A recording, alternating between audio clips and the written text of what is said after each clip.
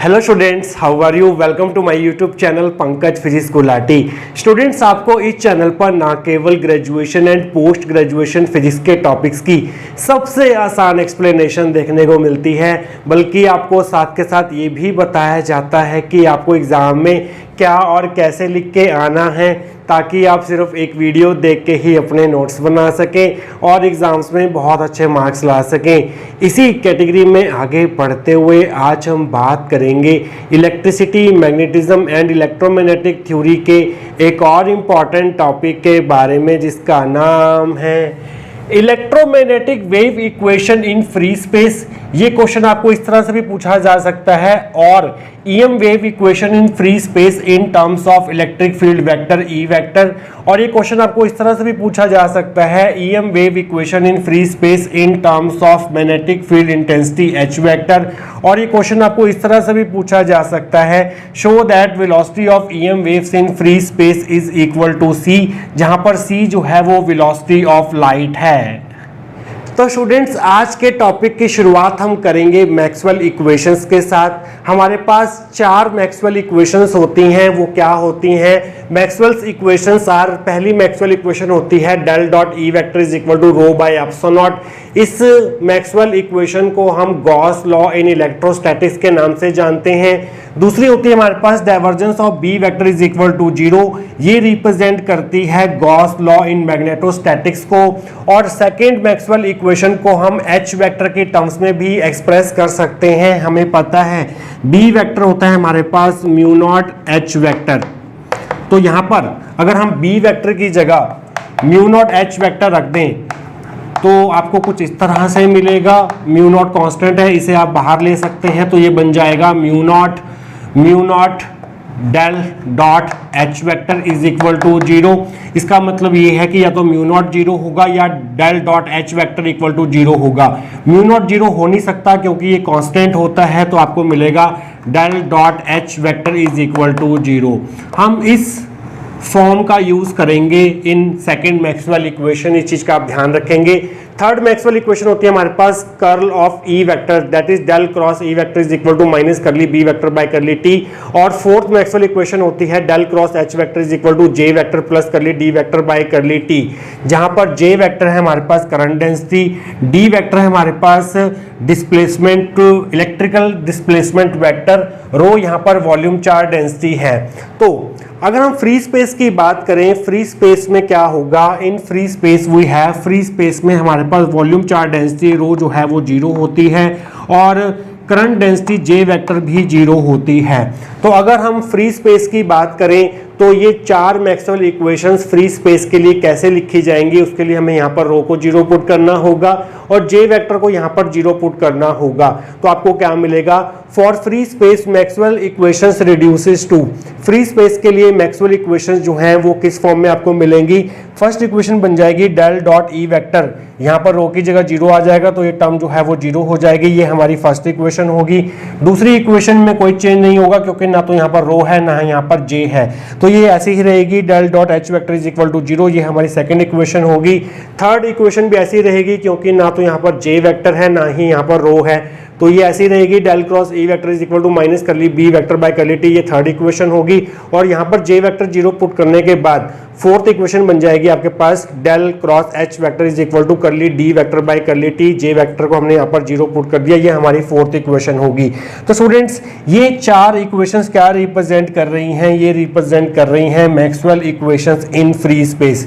तो आपको 2 मार्क्स में भी क्वेश्चन पूछा जा सकता है कि right Maxwell equations in free space. तो आपको ये चारों इक्वेशंस जो हैं वो लिखनी होंगी। इन्हीं 4 इक्वेशंस को आगे बढ़ाते हुए हम आगे का पार्ट प्रोसीड करेंगे आने वाले सेक्शंस के अंदर। तो स्टूडेंट्स, पिछले सेक्शन में हम फ्री स्पेस के लिए मैक्सवेल इक्वेशंस लिख चुके थे। ये थी हमारे पास Maxwell equations in free space. तो फर्स्ट पार्ट में हम क्या करेंगे? हम इलेक्ट्रोमैग्नेटिक वेव इक्वेशन फाइंड करेंगे इन फ्री स्पेस। फ्री स्पेस को हम वैक्यूम भी बोलते हैं इन terms of electric field vector E vector. तो आप हेडिंग बनाएंगे EM wave equation in free space that is vacuum in terms of E vector. तो उसके लिए हम क्या करेंगे? ये जो हमारी थर्ड इक्वेशन है जिसके लेफ्ट हैंड साइड में ई वेक्टर है, कर्ल ऑफ ई वेक्टर है, इसे हम क्या करेंगे? थर्ड इक्वेशन के दोनों तरफ कर्ल लेंगे। तो आप लिखेंगे taking curl on both side sides of equation 3 we get. कर लेने का मतलब ये है कि लेफ्ट हैंड साइड और राइट हैंड साइड दोनों के आगे हमें डेल क्रॉस लगाना है। डेल क्रॉस का मतलब होता है कर्ल।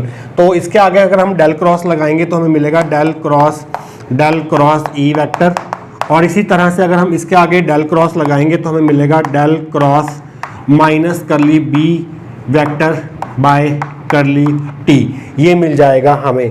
तो स्टूडेंट्स अब हम क्या करेंगे, यहाँ पर हम एक वेक्टर कैलकुलस की आइडेंटिटी यूज करेंगे। हमें पता है डेल क्रॉस ए वेक्टर होता है हमारे पास del dot A vector minus del square A vector, जहाँ पर डेल स्क्वायर लाप्लासियन ऑपरेटर है। तो सेम आइडेंटिटी हम यहाँ पर यूज करेंगे। यहाँ पर ए वेक्टर है, यहाँ पर ई वेक्टर है।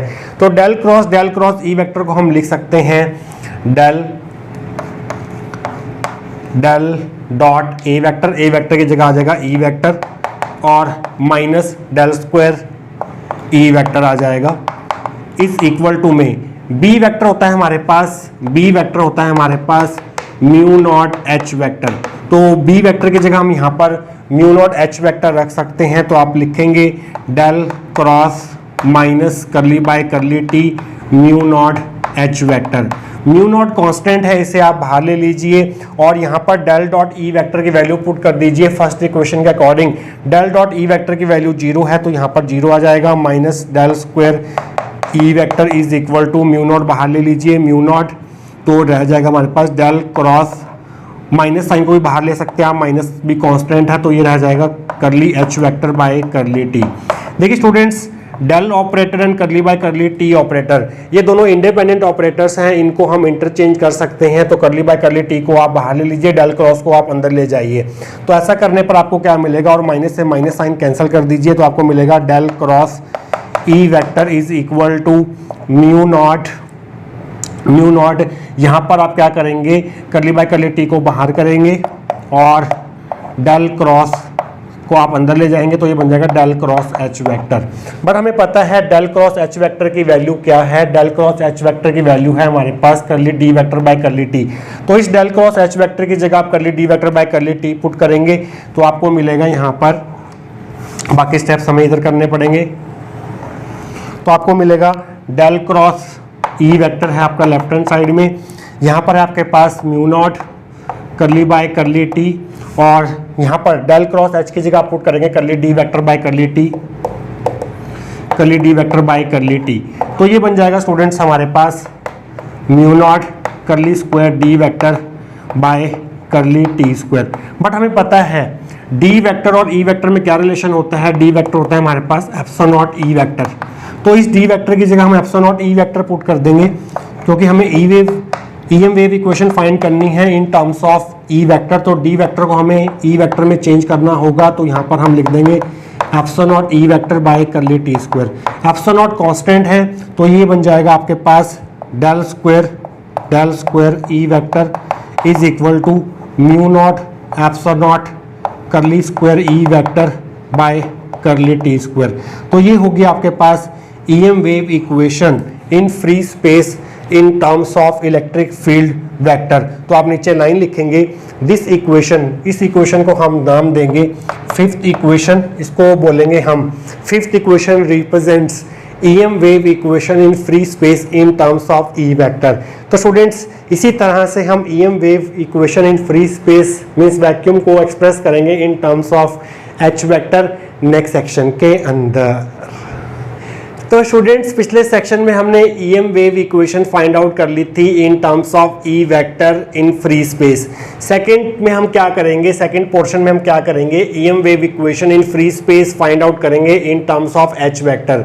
तो उसके लिए हमें क्या करना होगा, फोर्थ इक्वेशन जो थी हमारे पास, फोर्थ मैक्सवेल इक्वेशन जो थी हमारे पास इन फ्री स्पेस, उसके दोनों तरफ हमें कर लेना होगा। कर लेने का मतलब ये है कि left hand side and right hand side के आगे हमें डेल क्रॉस लगाना है। तो आइए करते हैं, taking curl on both sides of equation 4 we get, इसके आगे जब आप डेल क्रॉस लगाएंगे तो आपको मिलेगा del cross H vector is equal to del cross curly D vector by curly T, ये मिल जाएगा आपको। तो अब आप क्या करेंगे स्टूडेंट्स, यहाँ पर यही वाली आइडेंटिटी लगाएंगे जो हमने वेक्टर कैलकुलस की आइडेंटिटी लिखी थी।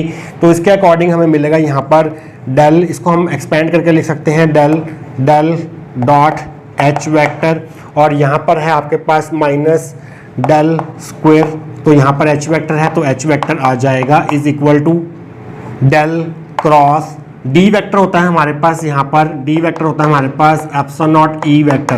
तो इस डी वेक्टर की जगह आप लिखेंगे epsilon naught E vector, epsilon naught E vector, bracket लगाने की जरूरत नहीं, यहाँ पर आप ब्रैकेट लगाएंगे। एप्सिलॉन नॉट कांस्टेंट है, इसे आप सबसे बाहर ले लीजिए, और डेल डॉट एच वेक्टर जो है वो जीरो है अकॉर्डिंग टू सेकंड इक्वेशन, तो ये हो गया zero minus del square H vector.